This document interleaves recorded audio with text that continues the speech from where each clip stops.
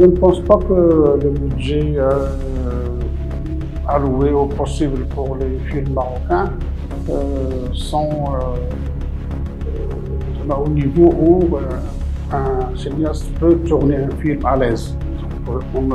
Dans le pays, les conditions ne permettent pas de tourner un film à l'aise. Donc on est toujours pressé, stressé, et on est toujours dans l'économique. Il faut toujours garantir le minimum pour pouvoir tourner un film, disons, dans les règles de l'art.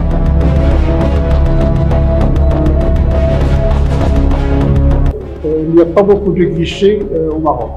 Pas vraiment beaucoup de guichets comme en Europe, en France. Il y a beaucoup de guichets. Il y a un marché. Il y a beaucoup de salles de cinéma. Quand un film sort, même si les moyens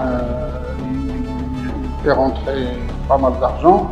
Donc les producteurs ont beaucoup de possibilités. Il y a l'aide de l'État, il y a le privé, il y a les banques qui avancent de l'argent, etc. Au Maroc, ce n'est pas possible.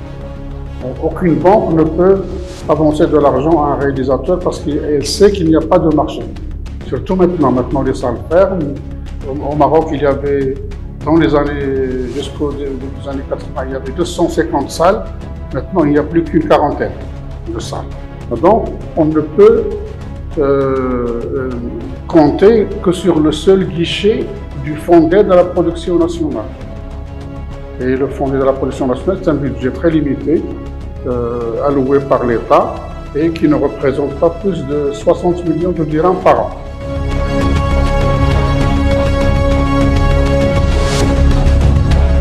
Ça dépend.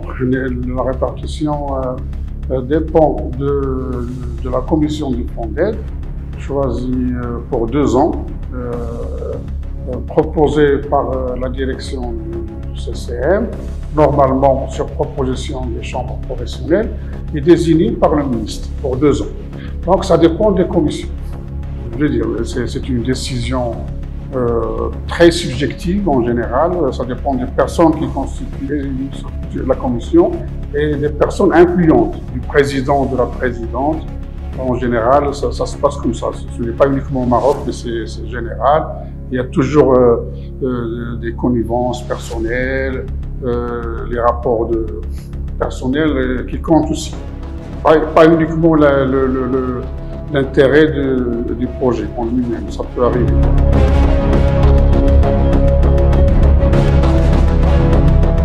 Ce budget dont j'appelle de 6 milliards de centimes a été prévu pour, à l'époque, on déposait 15 films par session.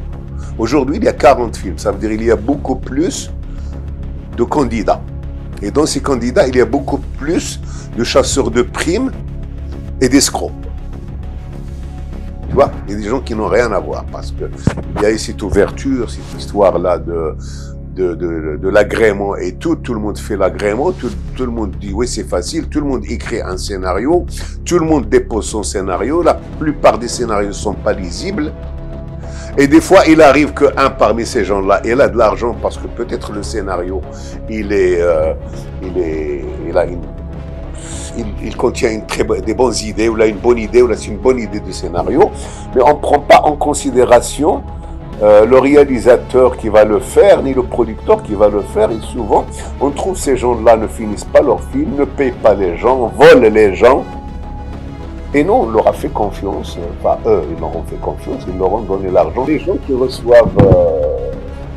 reçoivent l'argent de l'avance sur recette, il y a une répartition, des fois ils essaient un peu de donner à une femme, à une première œuvre, à quelqu'un qui vient de l'étranger aussi, donc ils essaient un petit peu de voir, il y a cette politique-là, ce qui est correct, mais elle n'est pas dans l'intérêt de la qualité souhaitée des gens qui ont fait leurs preuves, des producteurs bien établis. Ça veut dire, je me trouve moi en concurrence avec une jeune femme, c'est très bien, j'ai pas de problème, qui commence et qu'on lui a donné parce que son idée n'est pas mal et parce qu'il est femme. Et l'autre, il vient de l'étranger, donc on essaie de récupérer l'immigré. Why not? Il n'y a pas de problème. Mais il faut rajouter de l'argent et mettre cela à part. Il faut leur mettre un budget à eux pour ne pas s'asseoir sur le compte de professionnels, les professionnels qui ont fait leurs preuves.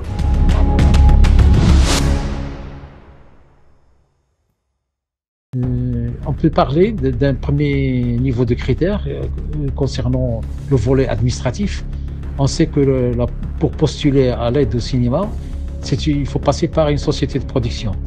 Donc il y a tout un volet administratif, fiscal, que vérifient d'abord les services concernés du Centre cinématographique marocain.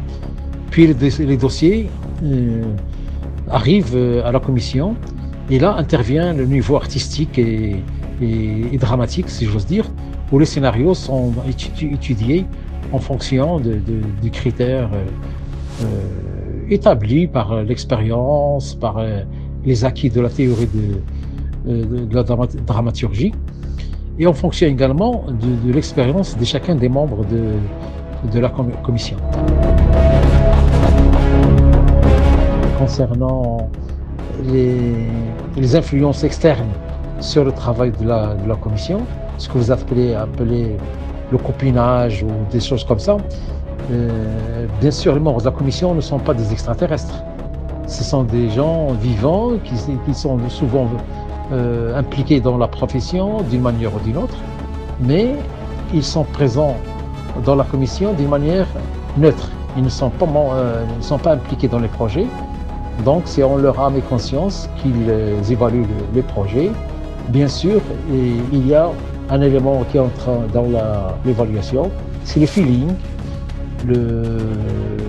le penchant esthétique, artistique de chacun des membres.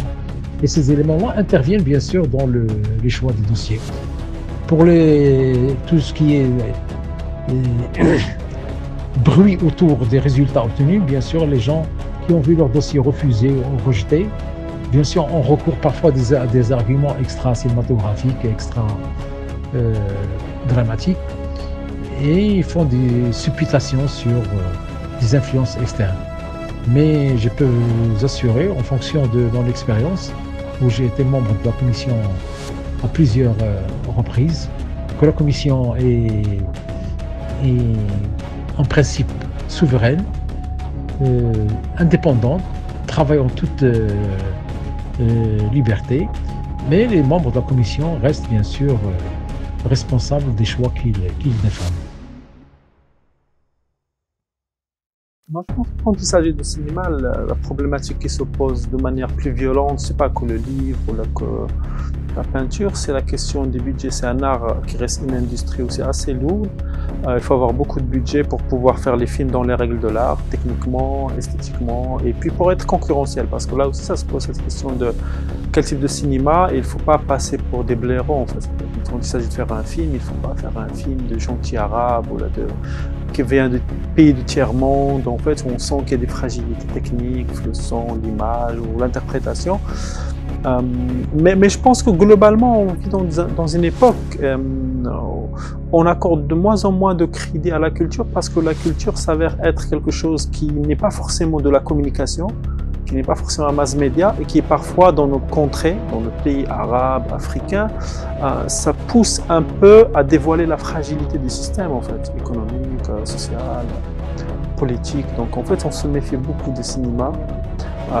Plus que pour le livre ou plus que la chanson, parce que le cinéma il a un impact beaucoup plus violent, beaucoup plus fort sur la population, sur les gens qui regardent. On peut exposer des sujets très très polémiques. Et d'ailleurs on a vu des films qui ont un peu défrayé la chronique parce que ça parlait de sujets comme la prostitution ou autres en fait ça met les gens mal à l'aise parce qu'ils n'ont pas de réponse. Il y a des pays en fait qui sont beaucoup plus, ils investissent beaucoup plus dans la culture parce que la culture devient un levier de développement de la société, deux, ça devient en fait une industrie qui génère de l'argent. On sait que les gens regardent les films. On sait que les gens, ils adorent regarder des cinémas, regarder des films, écouter des chansons, etc. Mais au Maroc, on est toujours en train on ne comprend pas comment rendre ça rentable. Je pense que pour rendre valable un film, il ne faut pas qu'il soit financé que localement. Je sais pas, personnellement, moi je fais un type de cinéma qui est plutôt art et essai, mais je réussis à lever des fonds un peu partout au monde. Sur la valeur du film elle-même, c'est pas forcément pour faire plaisir à personne, mais sur la valeur des films et sur mon parcours. Donc je réussis à faire ça. Et du coup, le CCM, il devient presque minoritaire à chaque fois. Quand j'ai l'argent, parce que j'ai fait 6 longs métrages, il n'y a que 2 qui ont bénéficié d'une subvention du CCM, mon premier et mon avant-dernier. Les autres, ça a été fabriqué avec des fonds internationaux, des bourses, des choses comme ça, en fait, qui permettent de construire un projet alternatif, totalement indépendant et qui n'est absolument pas lié à l'État. C'était un choix, c'était vraiment un choix parce que les sujets, ils étaient un peu abrasifs, c'est-à-dire je savais qu'une commission n'allait jamais faire passer ça.